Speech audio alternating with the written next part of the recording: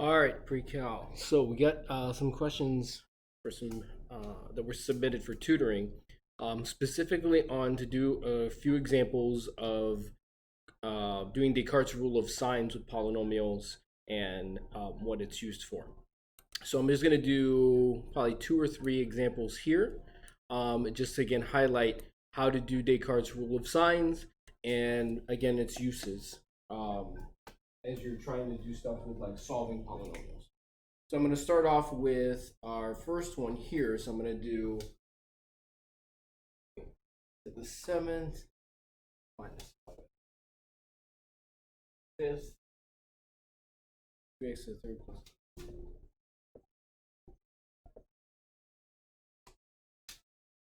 And this is our. So remember that Descartes' rule of signs doesn't give us definitive answers. It just gives us possibilities of how many positive answers we have and how many negative answers we will have, but it doesn't tell us definitively like these are going to be the answers. It just gives us scenarios. So by itself, it's not, really useful. It's only useful when it's in conjunction with stuff like the rational roots test, factoring a polynomial, so that way we can verify what we've done. So in this here, what are the possibilities? So when I grab the function as is, and I count the number of sign changes I see, that's going to let me know the number of possible, I'm going to write the word here, possible, positive real.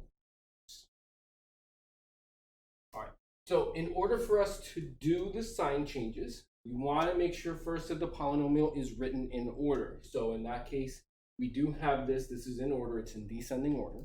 And I want to just count the number of times I see the sign change. So we're starting with a positive number. It then switches to being a negative. So there's one sign change already. It stays negative.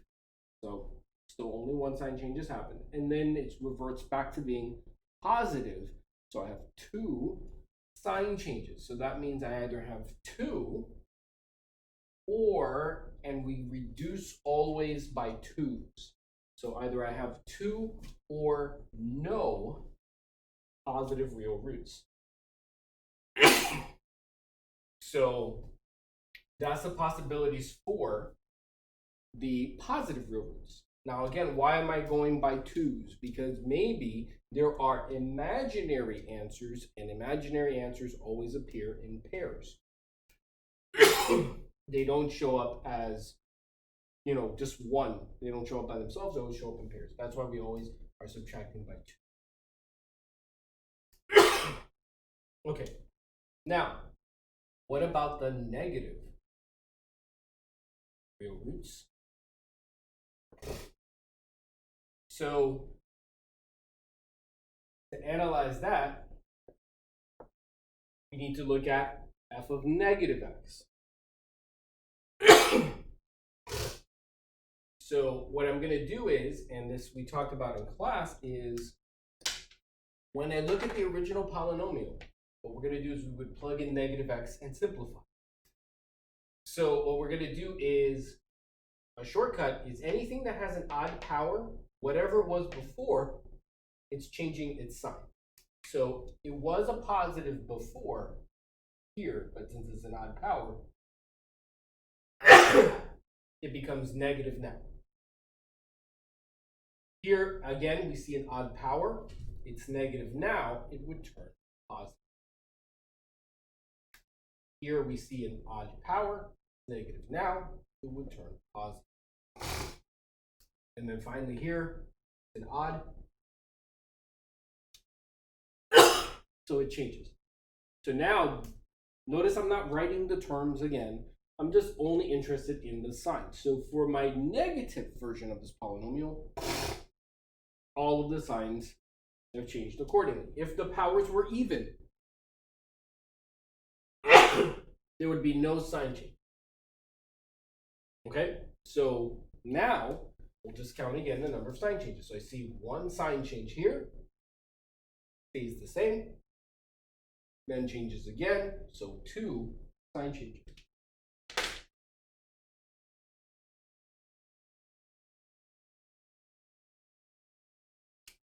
So, in terms of possible negative real roots, there are either 2 negative real roots, or there are no negative real roots.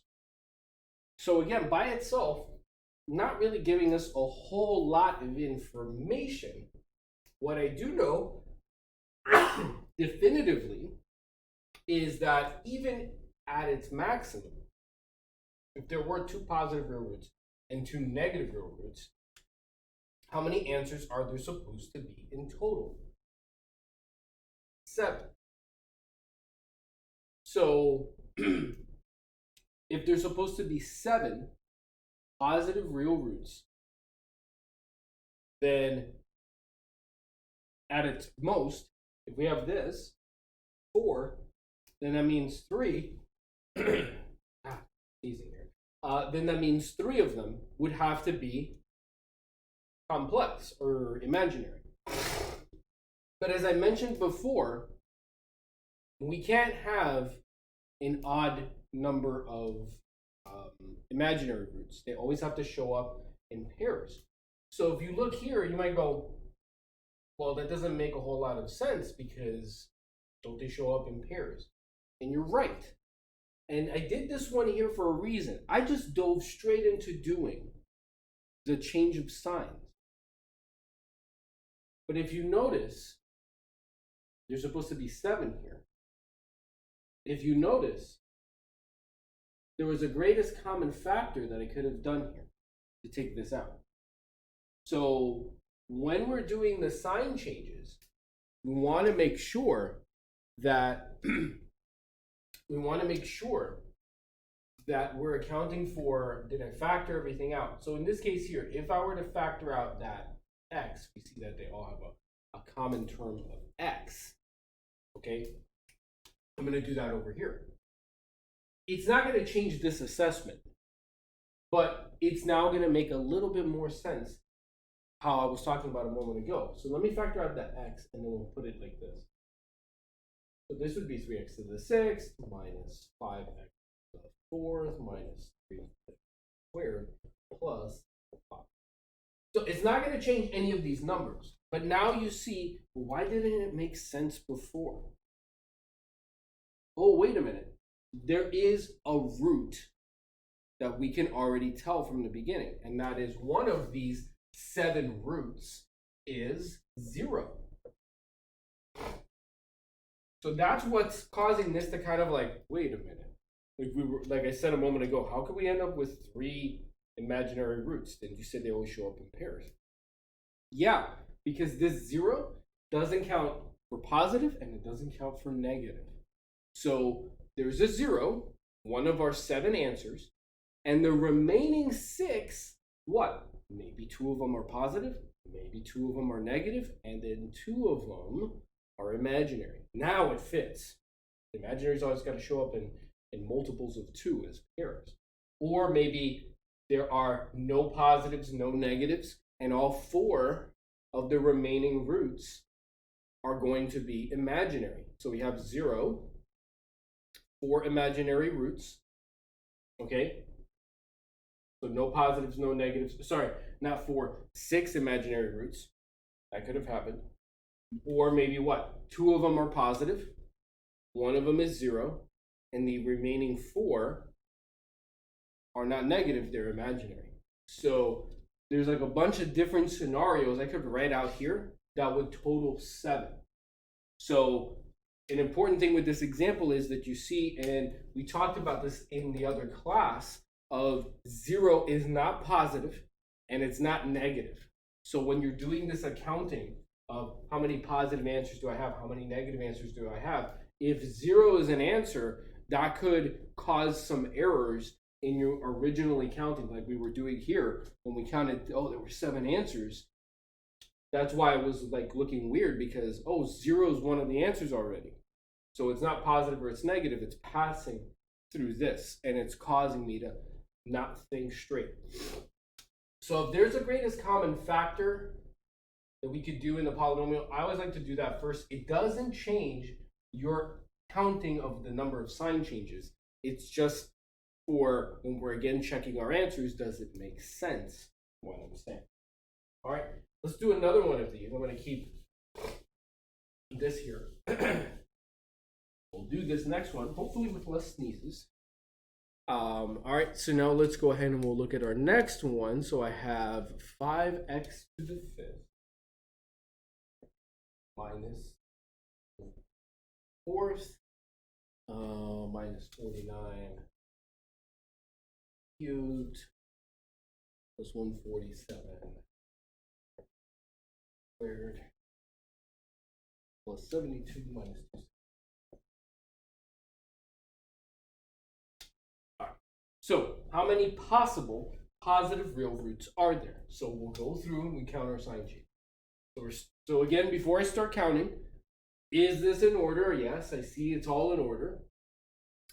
Let's go ahead and count the sign changes. So positive, then it switches to negative, so there's 1. Stays negative, so still only have 1. Switching back to positive, so there's 2.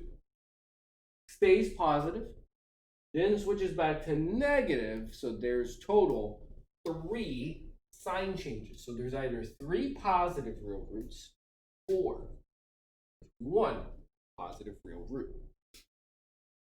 So again, we always are reducing by 2's. If I could keep subtracting by 2 and it still provide an answer, I would. But subtracting by 2 further is not going to make sense. We don't say we have -1 number of things. The lowest I can have is no things. So that would be for our positives. Now let's look at the negatives. So again, I would plug -x into my polynomial, simplify and see, well, what are the signs now? So we're going to do it the short way, which is anything odd, it's going to change signs. Anything with an even power is going to stay the same. So this is positive. It's going to switch to mean negative now because it's an odd power. This is even, it stays the same. This is odd, it's changing. This is even, it stays the same. This is odd, it's changing. And this is a constant. There's no x there at all, so it'll never have the opportunity to change. It always stays the same. All right, so now let's count how many times this thing changed signs. So going and reading our red signs here. So started negative, stays negative. Now it's switched, so there's 1. Stays positive. Then it switched again, so there's 2. And then it stays negative at the end. So 2 negative real roots, or there may be no negative real roots. So those are my possibilities. Now again, how many answers are there supposed to be in total? According to the degree of the polynomial, there's supposed to be 5 answers. So we can see maybe there's 3 positive answers and 3 positive answers or 2 negative, there's your 5. Or maybe there's 1 positive answer, 2 negative, so there's 3, right? And then the other 2 remaining are imaginary because we're not counting those. Or maybe there's 1 positive, no negative real roots, which means the remaining 4 have to be imaginary pairs. So you see all like the different scenarios we can work out with this. So again, another benefit, which we talked about in class, to doing this is when we pair it with rational roots test, it allows me to kind of prioritize what numbers should I try first. So I can see here, there's a possibility that there are no negative real roots. So if I have my list of possible roots, which there are going to be a lot of in this particular example, 216 is not a prime number. There's a lot of factors to 216. 5 is a prime number, but I'm going to get a lot of numbers that I'm going to have to try. Well, if there's a possibility that none of the negatives might work, then guess what? I'm going to prioritize trying the positive numbers first, as opposed to doing positives and negatives where I'm going to waste time because potentially there might be no answer. Here, there's going to be at least one positive answer. So doing this helps to kind of like give you a little guidance as to like what numbers should I try first. And again, this is in conjunction with, okay, I can graph it in the graphing calculator, and I could also look there too. If maybe it's crossing closer to the x-axis, I try my smaller numbers. If I see it crossing further away, I might try bigger numbers first. So this kind of helps with that assessment as you move forward. Okay, so that's really all there is to Descartes' rule of signs. It's just counting the number of sign changes and writing down our possibilities. So again, by itself, not terribly powerful. It's only when it's paired with its other counterparts like rational roots test, like factoring, for us to be able to check, and it then becomes at that point a useful accounting tool to make sure of like, yeah, the answers I got, they kind of make sense with the scenario we're trying to describe that's happening here. All right, so we're going to do one more of these, and just counting the signs really quick and writing down our assessment of the possible positive and negative real roots. So 2x to the sixth plus 4th minus squared plus, minus.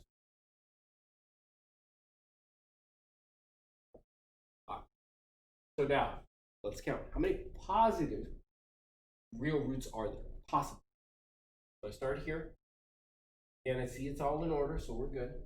So positive stays positive, so no sign changes yet. Switches, so there's 1, but it stays negative afterwards. So there was only one time that it changed signs, so that is a 1 for the number of possible positive real roots. Okay. So already here I can see for sure there's only one possibility. One of my roots is a positive real number.